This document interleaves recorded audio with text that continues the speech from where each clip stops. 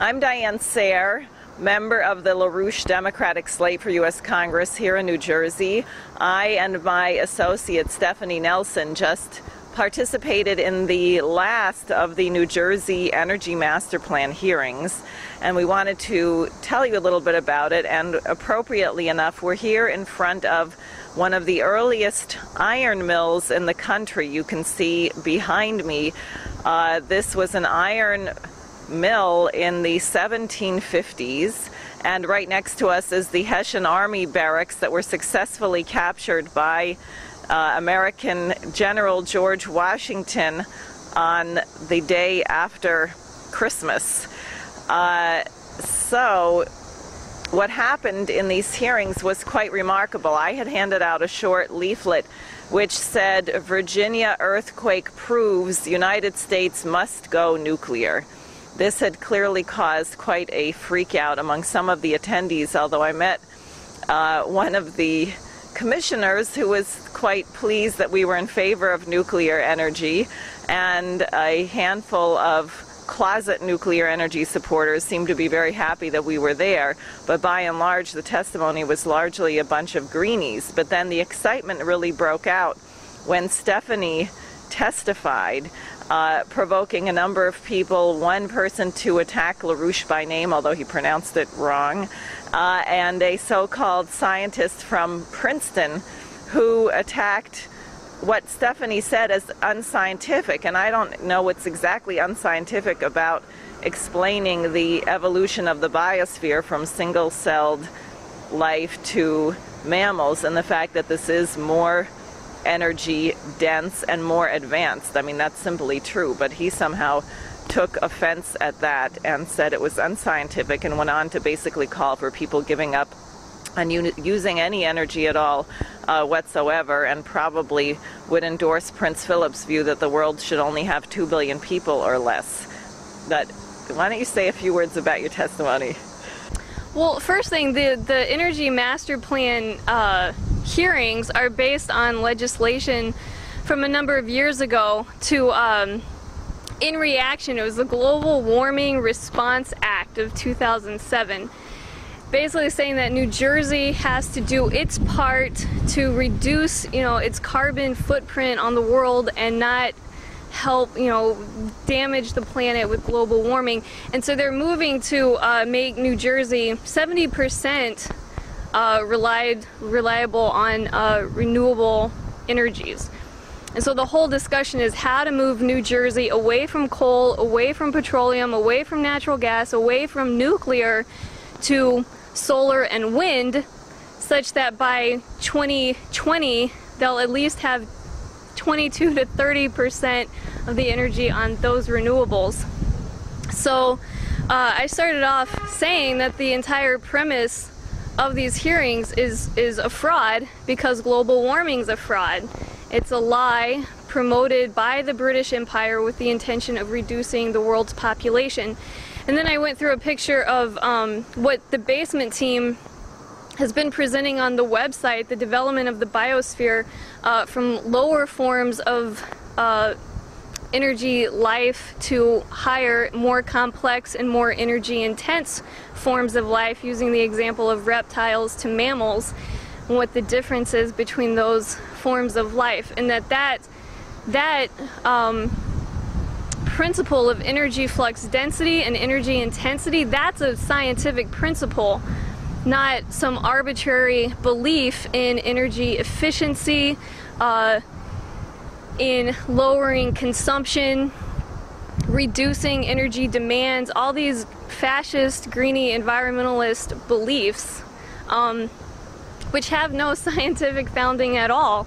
And then concluded that after 4 days, hours and hours and hours and hours and hours of boring, exhaustive testimony from various, CEOs of solar power companies about how great this is, and all their advice on how to, increase incentives for efficiency and all this kind of stuff. It was very boring, but Diane and I stuck it out for days.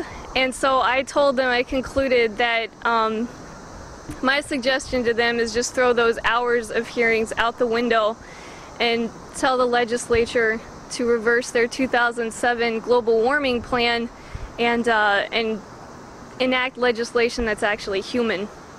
So in conclusion, what I would like to reiterate on behalf of the slate is that Obama, who is Governor Christie's energy master plan role model, must be removed from the White House as soon as possible. Everything Lyndon LaRouche said about President Obama starting in April 2009 has been borne out, and I believe a chronology will soon appear on the website. The point about the iron mill behind me is that Governor Christie, who is determined to cut energy consumption, symbolically also intends to fill in this incredible piece of American history, just cover it back up under the dirt so that maybe people will forget that a major part of the American Revolution against the British Empire was to promote our ability to become an industrial, science-driven powerhouse. So we would urge all of you to join us to smash the genocidal green agenda, remove Obama from office, get Glass-Steagall reenacted so that we have a credit system which will once again allow the United States to be a science-driven economy, and the pathway to that is through the launching immediately of the construction of the North American Water and Power Alliance. Stephanie Nelson. I volunteer with the LaRouche PAC. I study physical economic science. And I have a lot of issues with the EMP, but I'm going to focus on just two. The first one is the very premise of the EMP, New Jersey's 2007 Global Warming Response Act. I was not a resident of New Jersey at the time, but I'm shocked that this kind of legislation found credence, because the idea of man-made climate change is a complete fraud. The argument that CO2 is a cause of temperature and climate change on the planet is so unfounded that it would be laughable if the consequences of such an outlook weren't so genocidal. Moving to incidental solar and wind energy and shutting down heavy industry will hardly even make a dent in the planet's total volume of CO2. But it will make it impossible to sustain the approximately 7 billion people on the planet.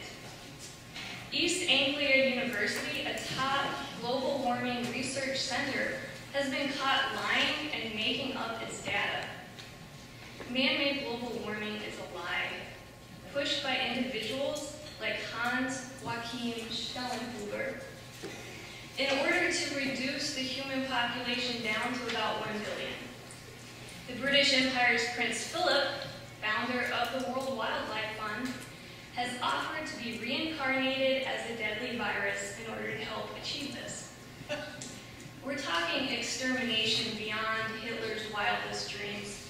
Not millions of people, but billions. Back to New Jersey. We're the Garden State. I would think that the people of New Jersey might have more respect for CO2, since it is plant food. If you want a green planet with lots of plant life, you're going to need lots of CO2. Now, the EMP and global warming bill are riddled with all kinds of false assumptions, but I'm going to take up the notion of efficiency. If you look at the real progress of nature and of the biosphere, there seems to be, in an environmentalist's terms, a lot of inefficiency. Take the case of mammals, who replaced reptiles as the dominant animal type several million years ago. Reptiles are like solar panels. They sit there, absorb the energy of the sun. They don't do a lot, and they don't consume much food. But mammals, who were preferred by the biosphere, have to consume a magnitude more food to sustain the same amount of bodily material as a reptile. For example, a lizard absorbing a certain amount of food uses 85 to 90% of that for metabolism, leaving 10 to 15% for creating a mammal of the same size and weight, say a mouse, for its absorbed food. 97 to 99% is used up in metabolism, and only 1 to 3% is left for the creation of new biomass. That seems pretty inefficient. So over hundreds of millions of years of development, up from single-celled organisms to soft-bodied animals, through the development of skeletal, respiratory, nervous systems, from amphibians to reptiles up to mammals, as well as the more complex and energy-dense plant life that has developed in order to sustain these more complex, energy-dense animals, you see that these biosphere systems have become more energy-intensive. Nature has chosen time and time again life forms that an environmentalist would consider wasteful and inefficient, that aren't at all concerned with minimizing energy loss and actually need to consume more and more. The human species, which is a qualitatively exceptional mammal, should do the same. Not reduce its energy demand as the EMP prescribes, but create and consume more energy-dense resources, such as nuclear fission and fusion. That energy source could be used to drive the most intensive economic activity, such as high-speed rail, modern agriculture, and human spaceflight. Since the EMP, conceived as it was, might as well draft a proposal for the whole biosphere to reverse back to the reptiles, or maybe amphibians, or even back to single-celled organisms. This board should throw all these hours and hours of hearings out the window and go tell the New Jersey legislature to draft policy and legislation that's actually human. Thank you. Any questions? No questions about that? David Sims?